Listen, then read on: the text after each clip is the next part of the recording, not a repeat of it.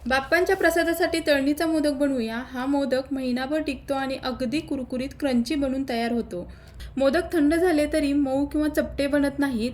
मोदक बनवण्यासाठी 1 वाटी मैदा, 1 वाटी गव्हाचं पीठ, 1 चमचा रवा, चवीपुरतं बारीक मीठ, 1 चमचा तेल घालून चांगलं मिक्स करायचं। नंतर लागेल तसं पाणी घालत घट्ट गोळा मळून घ्यायचा। आता सारणासाठी 1 वाटी भाजलेले शेंगदाणे, 1 वाटी भाजलेलं सुकं खोबरं, 1 वाटी चिरमुरे, 1 वाटी गूळ पावडर, वेलची जायफळ पूड घालून बारीक वाटून घेतलं। हे आता एका भांड्यात ओतलं। नंतर याच्यात बदामाचे तुकडे, भाजलेली खसखस घालून सारण मिक्स करून घ्यायचं। नंतर कणकेचे छोटे छोटे गोळे करून पुरीला लाटतो अगदी तसंच लाटून घ्यायचं। याच्यात बसेल इतपत सारण भरायचं आणि मी दाखवल्याप्रमाणे पारीला चुन्या पाडत मोदक बनवून घ्यायचा। हे पहा, या प्रकारे सर्व मोदक बनून तयार आहेत। नंतर तेल गरम झाल्यावर मोदक तेलात सोडून सोनेरी कलरवरती तळून घ्यायचा।